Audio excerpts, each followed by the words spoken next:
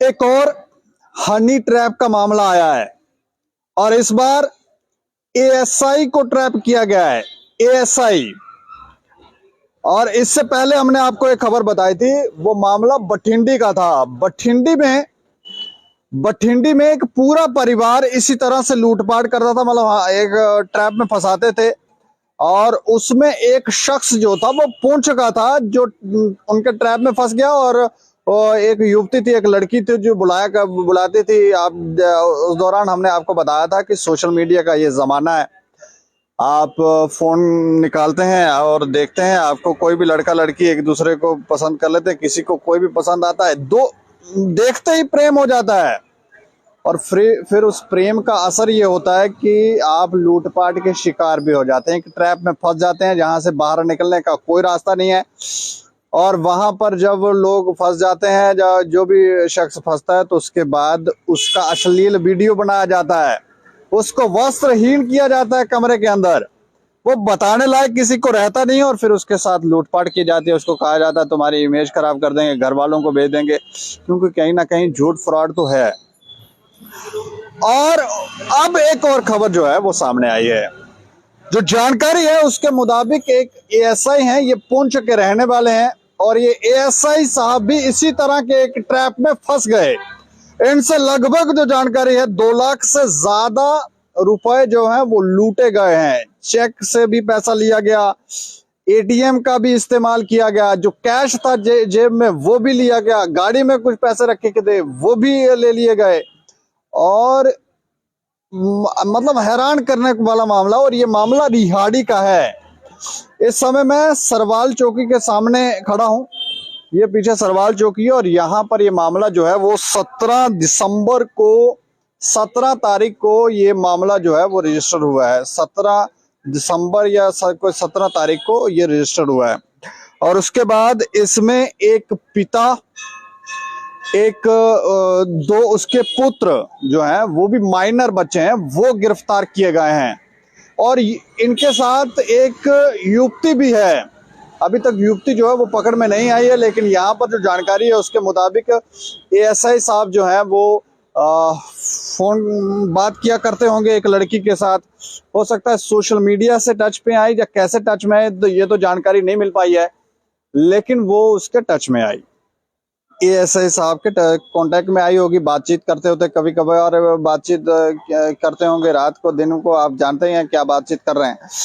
और ये पुंछ में रहते हैं एएसआई साहब। तो एक दिन वो पुंछ से जम्मू आए, तो जम्मू जब आए तो उन्होंने यहाँ पर आकर उस लड़की को कॉल किया कि मैं जम्मू आया हूँ। तो उसने कहा ठीक है, अगर आप जम्मू आए हैं तो रिहाड़ी में हमारे पास है स्थान, वहां पर आप आ जाएं, घर में आ जाएं। तो एएसआई साहब उसके वहां पर घर में पहुंच गए। जब ये घर में पहुंचे तो वहां पर जब ये अंदर रूम में बैठे होंगे, तो उस दौरान बाहर से इस लड़की का ये पिता है या कौन है ये तो हमें नहीं पता, लेकिन एक बाप और 2 बच्चे जो हैं माइनर बच्चे, वो अंदर आ जाते हैं और फिर मारपीट शुरू कर देते हैं, क्योंकि गुस्से से लाल पीले हो जाते हैं। और देखते हैं कि आप कैसे घर में घुसे, आपकी हिम्मत कैसे हुई ये सब करने की। तो आपको पता है जवाब तो बचता नहीं है। तो फिर वहां पर मारा पीटा गया एएसआई साहब को। मारने पीटने के बाद उनका एक अश्लील वीडियो बनाया गया, मतलब वस्त्रहीन किया गया, और ये धमकी दी गई। इस एएसआई साहब के बच्चे भी हैं, आगे बेटी भी है शायद, और धमकी दी गई कि ये जो आपका वीडियो बनाया गया ये आपके परिवार के सदस्यों को भेज दिया जाएगा, आपकी बेटी को भी भेज दिया जाएगा, बेटी शायद मैरिड है। अब एएसआई साहब के पास कोई रास्ता बचा नहीं, ना वो समझ पाए कि ये उनके साथ क्या हुआ है। वो फिर आपको पता है ये गिड़गिड़ाने वाली स्थिति में आ गए कि मुझे माफ कर दो, ये नहीं करना वो नहीं करना, जो है आप ले लो। तो उन्होंने कहा जो है तो दे दो। फिर उन्होंने एटीएम का इस्तेमाल करके कैश निकाला, चेक था, चेक के माध्यम से भी कैश निकाला। फिर उनके पास जो कैश था वो भी लिया, गाड़ी में कुछ कैश रखा था वो भी निकाला। मतलब लूटपाट जो है वो लगभग 2 लाख रुपए की हुई है। तो मतलब 2 लाख रुपए की लूटपाट एएसआई साहब के साथ हो गई। आप समझें कि पुलिस के अधिकारियों के साथ लूटपाट हो रही है, तो फिर आम आदमी की क्या विसात है, वो क्या बच सकता है इन लोगों से। और कई बार हमने कहा कि अपनी इंद्रियों पर नियंत्रण रखें। अब सवाल तो यहाँ पर ये उठता है कि एएसआई साहब जो हैं अगर शादीशुदा हैं तो फिर वो ये क्या कर रहे थे, उनके मन में ये सब विचार क्या चल रहे हैं। और विचार अगर आपके शुद्ध नहीं है तो फिर सामने वाले भी आपको शुद्ध मिलेंगे, ऐसा तो हो नहीं सकता। और वो सामने ट्रैप लगा के बैठे थे, उन्होंने कहा एक बार फंसा तो सही फिर देखते हैं, और इसका फायदा उन लोगों ने उठाया। लेकिन यहाँ पर अच्छी बात यह है कि ये कंप्लेन जो है फिर एएसआई साहब की तरफ से यहाँ पे सरवाल चौकी में दी गई। इन्होंने कहा कि मेरे साथ इस तरह से मामला हुआ है। अच्छी बात यह है कि इन्होंने कंप्लेन दी। कई ऐसे लोग हैं जो इन मामलों में कंप्लेन नहीं कर सकते, क्योंकि बताएंगे क्या, बोलेंगे क्या कि उनके साथ क्या हुआ है। ऐसा हमें लगता है कि इस तरह के लोगों का एक गिरोह है जो इस तरह लोगों को लूटपाट कर रहे हैं। और ये जानकारी है कि ये जो लोग पकड़े गए हैं आज, इनको सरवाल पुलिस ने इन 3 लोगों को गिरफ्तार किया है। और जानकारी है कि ये भी बठिंडी सुजवा वाली साइड ही रहते हैं, जहां पर वो पिछली जो खबर बताई थी जहां के वो रहने वाले थे, शायद उसी एरिया के ही रहने वाले हैं, कि सेम ही है। अभी ये जानकारी नहीं है कि सेम है कि नहीं है, लेकिन जानकारी ये है कि रहते उसी तरफ हैं और ये भी इसी तरह से लूटपाट कर रहे थे। तो थोड़ा सा ध्यान रखने की जरूरत है, सतर्क रहने की जरूरत है। अगर आप सतर्क नहीं रहेंगे तो फिर आपके साथ क्या हो सकता है इसकी आप कल्पना भी नहीं कर सकते हैं।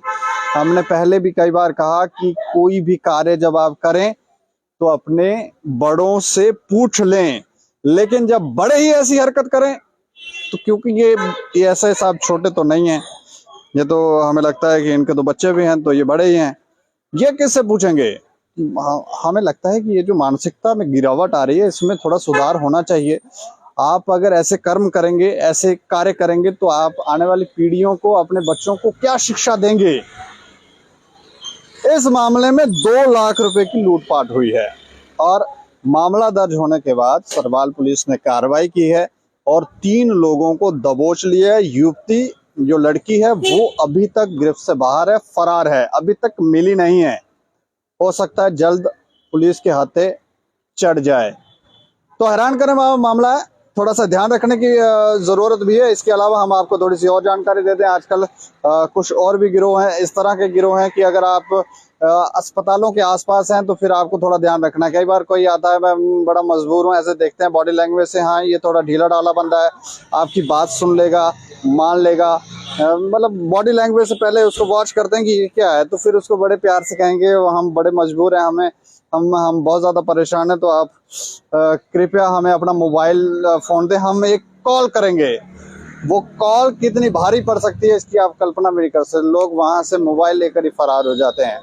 कई ऐसा भी देखा गया है कि कहते हैं हमें, दुकान वाले के पास जाते हैं, हमको ये आप थोड़ा सा चेंज दे दें, ये दे दें, वो दे दें, ऐसे करके भी कैश लेके ही फरार हो जाते हैं।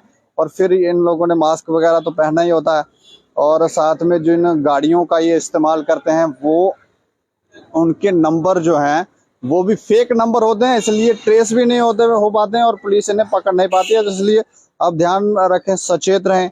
किसी को मोबाइल फ़ोन देना है बात करने के लिए तो पहले आप ये समझें कि अगर आप उसे जानते हैं तो आप दें, वरना ना दें, क्योंकि कोई यहाँ पर ऐसा नहीं है कि कोई मजबूरी घूम रहा है, सब कहीं ना कहीं फ्रॉड भी चल ही रहा है।